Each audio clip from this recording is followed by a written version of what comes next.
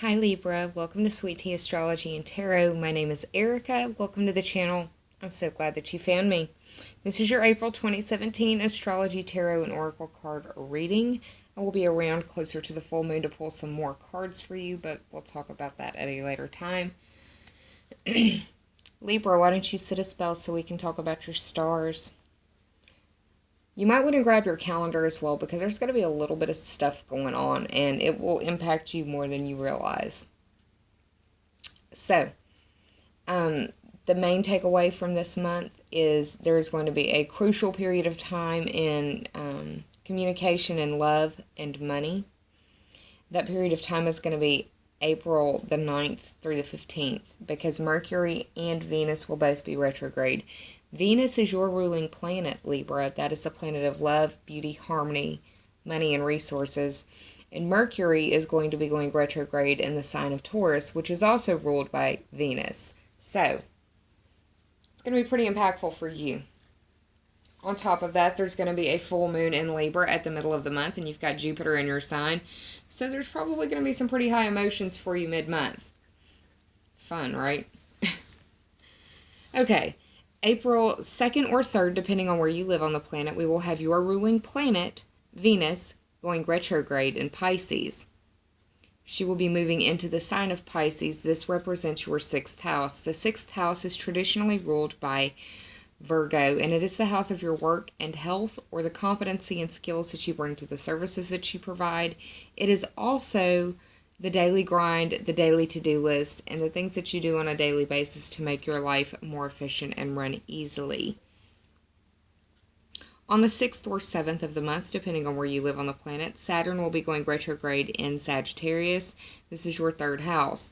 You've probably been experiencing issues surrounding the themes of structure, containment, limitations. Also feeling like you may be being put under someone else's thumb in the area of life that concerns communication, short distance trips, siblings, cousins, neighbors, or your neighborhood. Communication is not only how you speak, but it's how people interpret you. It's also how you interpret others. It's how you digest information. It is your communication devices, your phone, laptop, tablet, computers, gaming devices, your modem, anything that gets your message, your voice out into the world. It also covers your commute and the distance, like the path or the road that you take, but also the vehicle that you use as well. It's a pretty important house. Now, on the 9th or the 10th of the month, depending on where you live on the planet, we also have Mercury going retrograde in Taurus. Mercury is the planet of thought, movement, and communication. And this is occurring in your 8th house. The 8th house is traditionally ruled by Scorpio, and it is the house of some pretty big themes. It's the house of life, death, and rebirth, or the cycle of birth. It is transformation, regeneration, and metamorphosis. It is also other people's money and sexuality and your instincts. Now, on the 10th or 11th of the month, depending on where you live on the planet, we have that full moon at 21 degrees of Libra, and this is occurring in your 1st house. With Jupiter being here and the full moon being here, it indicates to me that there's going to be some pretty powerful emotions that will probably be being dealt with by many of you Libras. It could also be a situation where relationships are being tested, or the theme of seeing the light, and however that may speak to you, could also be pretty resonant as well.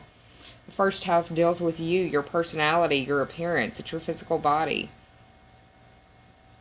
Now, on the 15th or 16th of the month, depending on where you live on the planet, Venus will be moving direct again. She'll have to clear her post-retrograde shadow, but we're getting close to the end of tying up this Venus retrograde series. She has to move back into Aries, like I said, and clear her retrograde shadow. But she's in the 6th house right now, and that is the house of work and health, or competency and skills that you bring to the services that you provide. It could be that you are, in one way or another, either reflecting or looking at your work and health, seeing where you can improve it. You could be dealing with easier flow at work, or possibly making the decision to take better care of yourself and your health. Now on the 19th or 20th of the month, depending on where you live on the planet, we will have the Sun moving into Taurus. This is going into your 8th house, bringing illumination to that 8th house of those deep cycles of life, death, and rebirth. It's sexuality, other people's money. It's a very transformative house. It's all associated with metamorphosis and regeneration. It also is tied to the instincts as well. This can be your primal, basic, or human instincts. Now on the 21st or the 22nd of the month, depending on where you live on the planet, we've got Mars, the planet of impulse, energy, and aggression, moving into Mercury. This is your 9th house. The 9th house is the house that I like to think of as your worldview expanded through study or travel. This is a house that covers foreign people, foreign places, and foreign things. It also governs the study of foreign languages, religion, philosophy, astrology, legal system matters, political system matters. It is higher education and questing. Mars moving into that area could be that you are really feeling quite passionate about either the idea of higher education or travel, or possibly someone who may be foreign to you in some way, or possibly traveling to a foreign place or a foreign land. It would be pretty awesome. Now on the 25th or 26th of the month, we will be rounding out the month of April with a new moon in Taurus. And for you people who garden out there, it would be a good time for you to transplant the seedlings that you may have started in your home or your greenhouse to the actual earth, because a new moon in Taurus is the first new moon of the astrological new year that is a new moon in an earth sign, bringing earthly grounding reality to the physical plane, if you will. Once again, in the 8th house, that house of life, death, and rebirth, sexuality, your instincts, primal, basic, or human, other people's money, regeneration, transformation, and metamorphosis. It's going to be a lot of planets going retrograde, or clearing their retrograde, mainly Venus, during this April. So it's going to give us another opportunity to reflect on issues that Venus may have highlighted for us in her retrograde cycle. Really just depends on what's going on in your world personally, Libra. What I'm going to do now is transition over to the cards and give them a good shuffle. I want to remind you that this is a general reading, meaning that it will not resonate for every Libra out there. And if it doesn't, that's more than fine, because this is a general reading, meaning that it's not going to be a one-size-fits-all. But more often than not, it seems to work for the majority of my viewers. So for that, I'm grateful for your feedback and comments on it. I do suggest that you watch your sun, moon, and rising sign when you watch these videos and videos like mine on YouTube or other platforms. It helps, gives you the most information about what could be playing out in your world.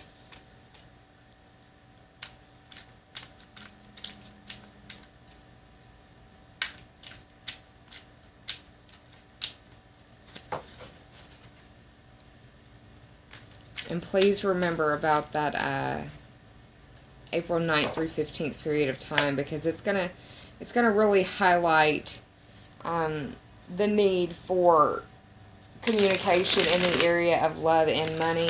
It's also going to be occurring during that full moon cycle, where the full moon is occurring in your sign, with Jupiter in your sign, your ruling planet, about to go direct in Pisces. Lots of stuff. It could be very emotional for you. It could feel, and emotional doesn't necessarily mean a bad thing. It could just be reflecting on things that you really loved and appreciating them now, or giving them appreciation now when you didn't possibly before. Let me cut the deck for my lovely Libras.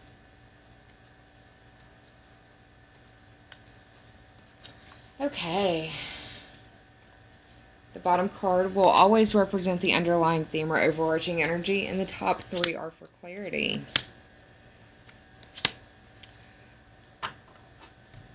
I'm going to shuffle the Sage Goddess Gemstone Oracle deck now.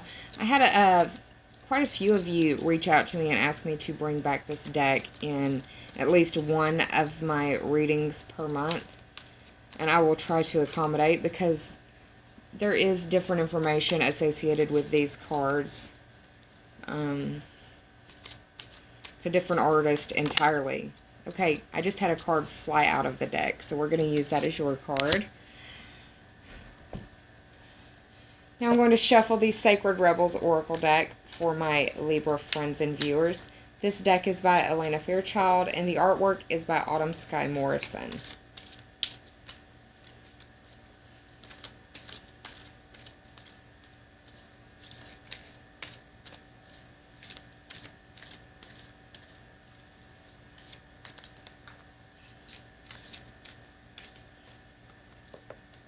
Alright, you had a card fall as well. That will be your card. And finally, I'm going to shuffle the Crystal Mandala Oracle deck. This deck is also by Elena Fairchild. The artwork is by Jane Marin.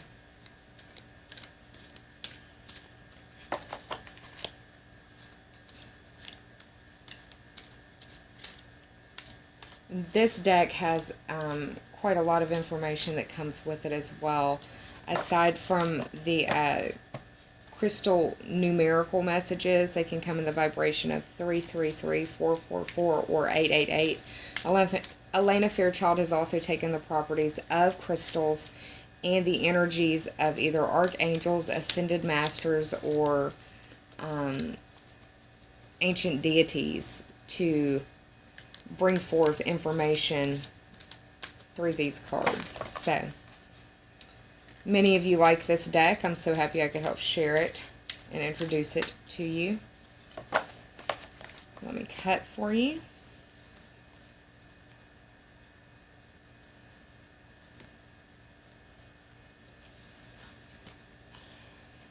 And this is your Crystal Mandala Oracle deck card.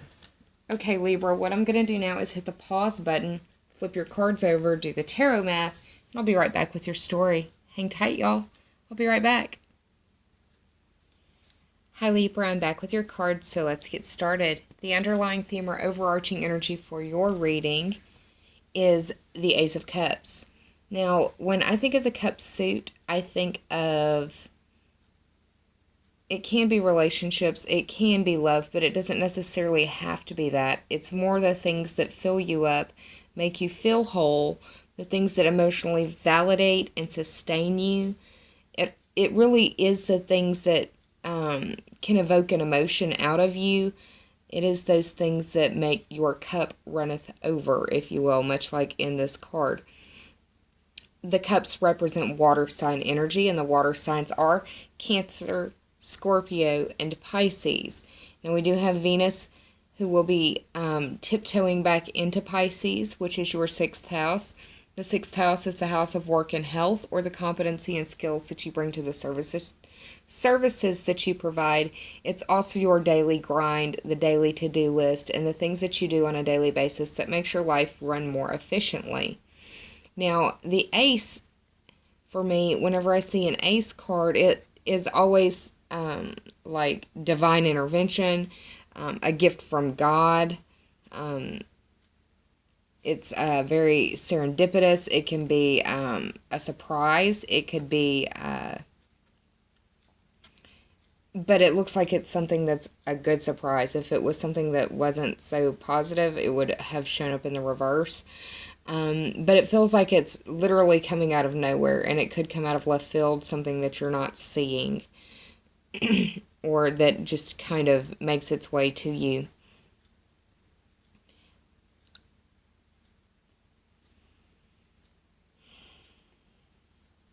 Venus being your ruling planet, going retrograde in the 6th house now. It was in the 7th house, but it's now in the 6th house. So it could be that you are you're getting some sort of either communication, or it could just be that you're thinking about it yourself, about your partnerships or your relationships, and how you identify who you are as an individual through those interactions. It could also be dealing with some immense healing that is coming from counseling that you are taking part of or doing on your own. Congratulations for doing the hard work if that is the case that you happen to be a part of.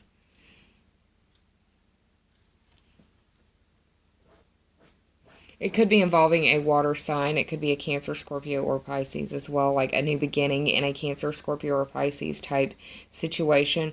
Or it could be that a Cancer, Scorpio, or Pisces that you cared about in a work situation, or somebody that you dealt with on a regular basis is somehow either coming back to you, or you're getting to reflect on or reevaluate the situation as a whole.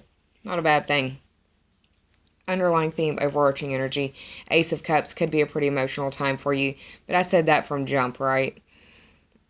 Now, the first card in your top 3 for clarity can be representative of the past if you so choose. This is the 12th card of the Major Arcana, and it fell in the upright position, so that is a good thing, even though the posture of the card doesn't look so positive. 1 plus 2 is 3, and that speaks to that third house, which is ruled by Gemini on the astrological wheel. But that is the house of your communication, your short-distance trips. It deals with your siblings, cousins, neighbors, and people in your neighborhood. Communication is that bigger house, or that bigger subset, the communication devices, your car, the path that you take to work. And it's also actual communication and communication theory if you want to get right down to it. This Hanged Man is representative of the planet Neptune. Neptune is known for its nebulousness, illusion. It's a dissolving agent. It's also seen or representative of addiction and imagination. It's a spiritual sign, or a spiritual planet as well. It can be deeply spiritual. Doesn't necessarily have to be ascribed to a religion or a religious ideology, but it can be, spiritually inclined nonetheless. This card indicates that you either have gained a new perspective or are needing a new perspective and have not gotten it yet, and that's why the past keeps coming back to you. You've got Neptune in that 6th house of work and health. It could be that you are you're having a difficult time with boundaries or borders. It may be people aren't staying in their lane when it comes to 6th house issues for you.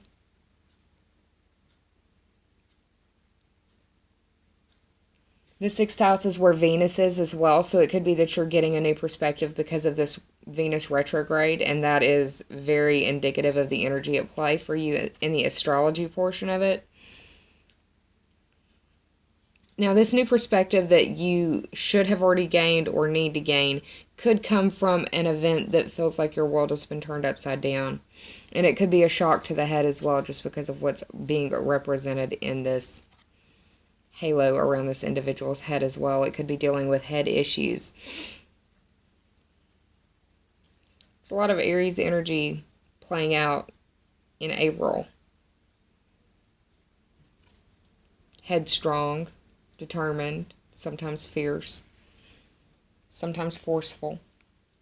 Also, another thing that I want you to understand is that Neptune, the planet in your 6th house, has been dealing with some pretty intense energy on a not so harmonious level. It's been being squared by Saturn in the 3rd house all throughout 2016. So all throughout last year, you were probably having a difficult time when it came to communication. Your communication devices, you may have been having difficulty with your phone or with your vehicle, or just the path that you take to get to and from work. You may have been having difficulty in your communication with your siblings, your cousins, your neighbors. May have been having issues with water leaks in your home.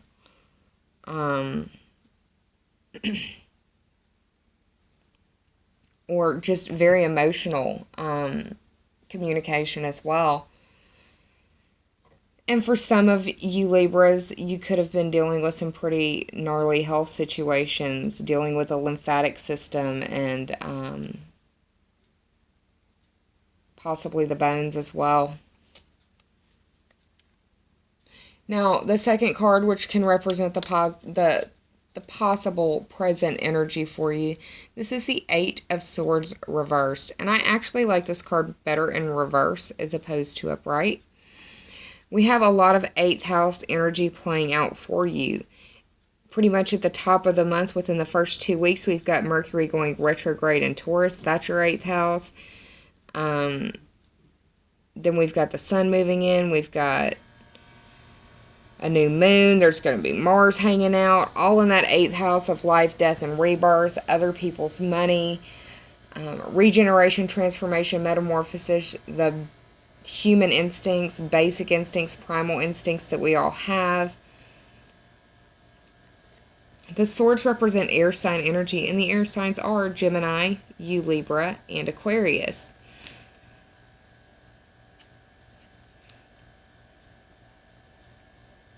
This card, in the upright, it is, in my interpretation, it is being trapped in the prison of your own mind, or being put in a situation.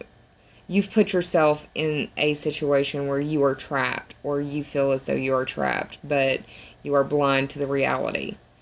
In the reverse, all of that still applies, but the swords are going to fall away because of gravity. Now, you may fall and hit your head. It may be what is needed for you to, and that could be, figuratively or not, but it could be like a thump to the head for you to realize what's going on. And it may take a little bit of a jostling to the head to get this blindfold off as well. Because it's like you're not seeing the situation appropriately. What's interesting is in the very next card, the next caricature is in the upright, but she's also wearing a blindfold as well. I really feel like this Venus retrograde has kept you, in one way or another, kept your vision or your ability to see things clearly skewed. You could have very well been wearing the rose-colored glasses about somebody that you work with, or about your health, or about the job that you're in, or about wanting to change jobs, or wanting to change where you live, your neighborhood as well. That 3rd house has squared your 6th house all last year. And just because it isn't actively squaring it now doesn't mean that those reverberations aren't being touched on through the other planets that are dancing through the sky.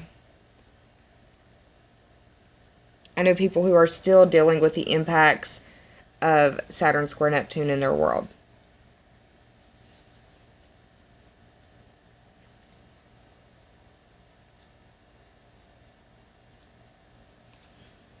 I feel like this is a much better card in the reverse as opposed to it being upright, because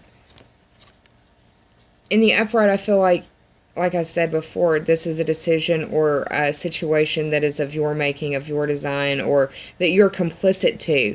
But here, it's like the power is being taken away from whatever it is that's holding you there. Whatever it is that's holding you there, whatever your there is, fill in the blank. Whatever it is that is holding you there or keeping you there is falling away. Its strength is weakening. I think your ruling planet going retrograde has been one of the best things for you. It's helping you to see what you truly value. Now, the final card that I pulled for you, this is the 3rd card in the top 3 for clarity. You could look at this as the possible future energy. I would say no further than the end of the month, though, so at least until the full moon. There are a couple things that are sticking out to me right now that I want to address. Let's talk about, or let me try to go through this in a somewhat methodical manner, because my brain is being flooded a little bit. So, first part. This is the number 2. The 2 stands for the 2nd house on the astrological wheel. That's how I read the numbers. And that is the house of Taurus. That's the house of your values. That's the house of mind. Anything you would identify, classify, point to, put your name or a sticker with your name on it or introduce as mine would fall under that 2nd house umbrella. It's the house of your money, your values, your possessions, your earning ability, and your self-esteem. Okay, another thing that I see when I see this is the glyph for Gemini. And we have Mars moving into Gemini. That is your 9th house. You could be balancing or trying to figure out how you feel about issues in your 9th house. It could be that you need to cut away something in the 9th house as well. And you are making that decision. And it's difficult for you, Libra. It may be something that is being cut away due to the illumination that's occurring in that full moon in your 1st house around the 10th or 11th of the month, because we have the moon up here in the sky as well. So she's upright, so in this case she is going to be more reactive. She's going to be able to defend herself more. They do say that when you put a blindfold on, your other senses become more heightened. That is one of the things that I guess the human body does to help protect those who are lacking in one sense. The universe provides, correct? But with this blindfold on, not able to see the situation clearly, probably not seeing this certain portion or portions of the situation properly at all, or it could be that there is someone or something trying to keep you in the dark about something as well.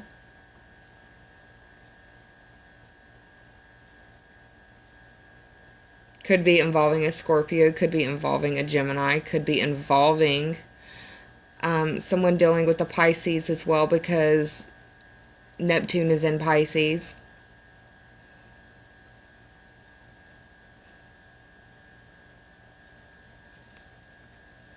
There's a lot of water in the background as well. This decision could be highly emotional for you.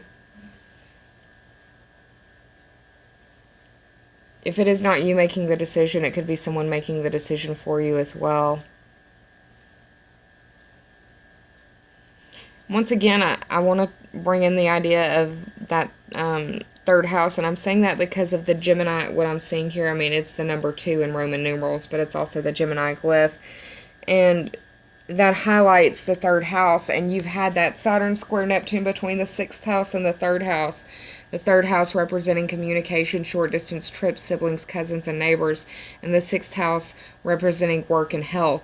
Could be a struggle between those areas in life for you. Could be that you're wanting to be home more, but your work requires you to be away. It could be that you want to be away more, but you don't have the ability or the means to do it. It could be either or all of the above. It really just depends. We are complex creatures, aren't we?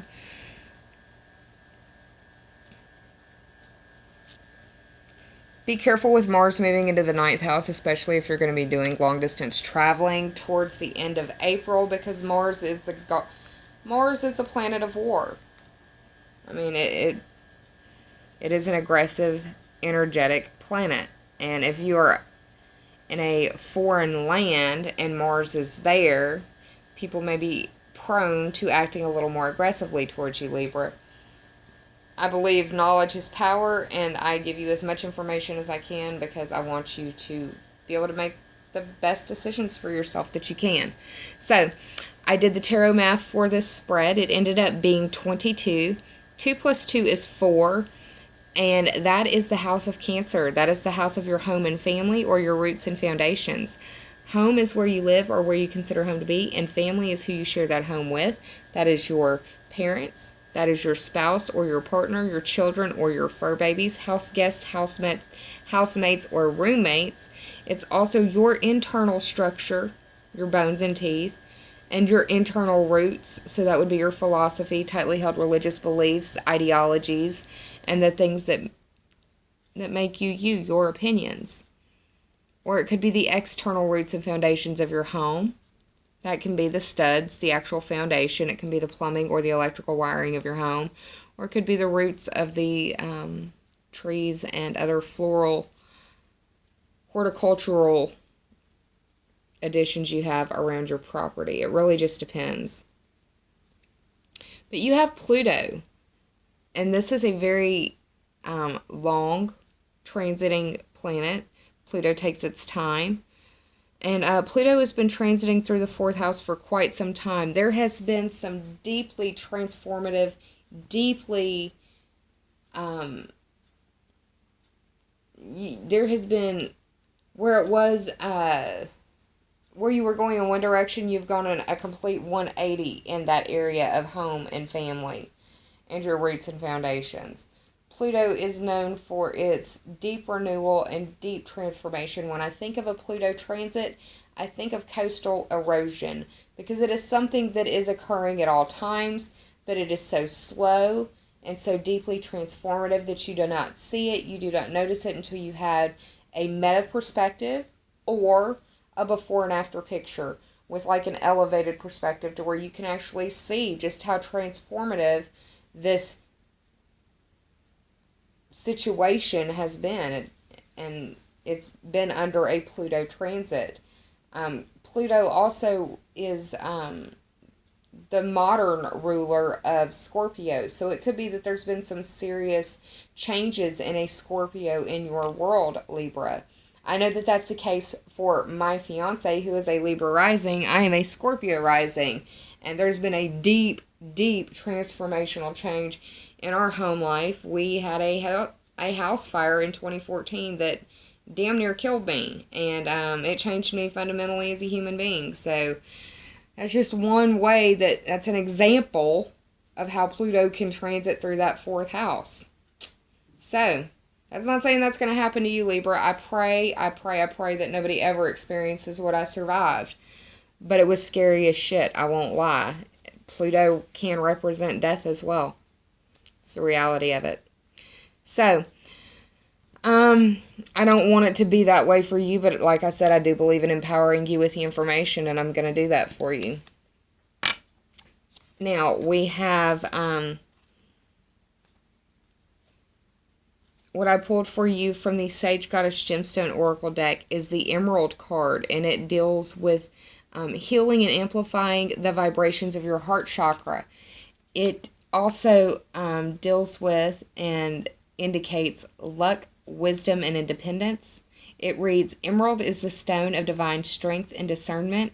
It is a sacred talisman of power and knowledge that you already possess. This card has fallen for you because you need reminding that you already have the wisdom and confidence you seek. Meditate with Emerald to summon your inner king or queen and bring fortune into your life. Now, from the Sacred Rebels Oracle deck, I pulled for you the Be the Hunter, Not the Hunted card. This is the number 8 card. You've got a lot of 8 showing up for you, a lot of 8s showing up for you. By the end of April, you will have had Mercury going retrograde in the 8th house, the Sun moving into the 8th house, Mars transiting through the 8th house, and finishing off the month, a new moon in that 8th house. The 8th house is ruled by Scorpio. It is that house of other people's money. It's the house of sexuality. It's a house of transformation, regeneration, metamorphosis. It is primal instincts, basic instincts, human instincts. It is the cycle of life, death, and rebirth. Now, I think that Googling owl, spirit, totem, animal symbology will have a lot of very resonant messages for you. For those of you who feel so led, I encourage you to do that after you finish this video. This card indicates that you are very capable of seeing the truth and outwitting old patterns while responding wisely to make and maintain strong relationships. This card indicates that you should trust what you feel beyond the appearances. So look deeper. Listen to sometimes the things that are most important are the things that are left unsaid. And sometimes those are the things that speak the loudest.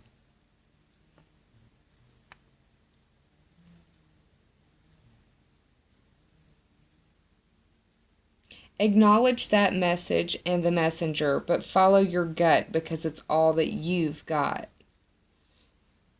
And this is for some of you Libras on either side of it, so don't get your feathers ruffled. It's time for you to stop playing the victim if you have been. And it's time for you to stop victimizing others if you have been. Adopt the maturity and the wisdom of the owl to rise above the situations that at one time made you prey, but has made you strong enough to be the hunter now.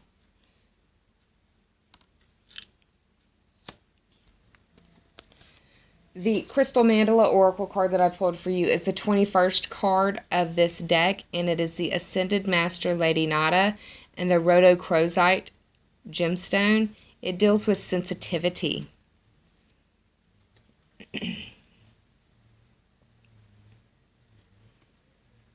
Now, Saturn has been in your third house since late 2014.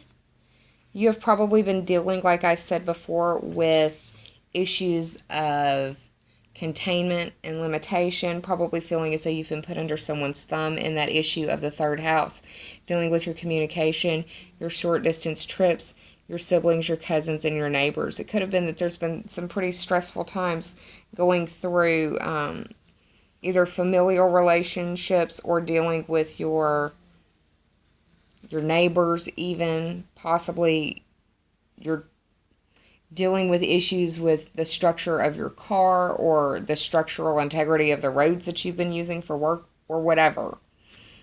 Saturn moving through that third house is testing the third house. It could definitely be where you have learned how to communicate in a more effective way, Libra.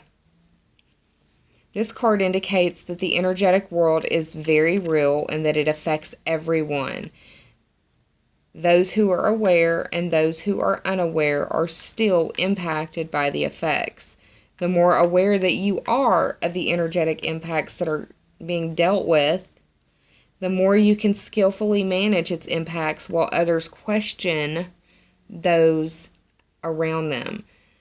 There are lots of times that people say, what is in the water today? Or what's in the air today? Why are people acting so crazy today? Those are the people who are usually influenced by the energy and don't understand that they're not using it, so the energy is using them. If you have lost someone, a loved one, or an animal recently, and you've been looking for confirmation, consider that this is their acknowledgement from them that they are well, that all is well, and they are safely held in divine love, and that you need not worry about them. Embrace your sensitivity, but also understand that with that, what is it that they say in Spider-Man was, oh, come on. Both of my boys love Spider-Man, and I'm drawing a blank. With great power comes great responsibility. That's it. Sensitivity can be a superpower, y'all. Don't negate it. Don't deny it. And try to embrace a more sensitive aspect in your communication with all of those around you. This is a Crystal Master card coming in the vibration format of 333. And the number 333 is the energy of divine creation, of bringing together the masculine and the feminine. And the result is divine wholeness. The number 333 in itself represents divine creation. And it's a very strong energy for learning and for wisdom. And it helps to open your mind to perceive higher knowledge. Well, Libra, I hope you enjoyed this reading. If you did, please like, share, and subscribe. And if you already have, I thank you from the bottom of my very grateful heart. I'll be around closer to the full moon, which is going to be in your sign. You are hosting the full moon. You will be feeling as though that you are seeing the light in different areas of your life.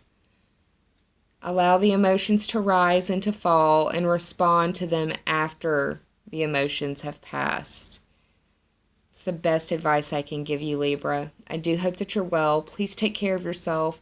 Please be kind to yourself and save some of that kindness for others, because we're all going through private battles in our world that some of us may never speak about to another living soul.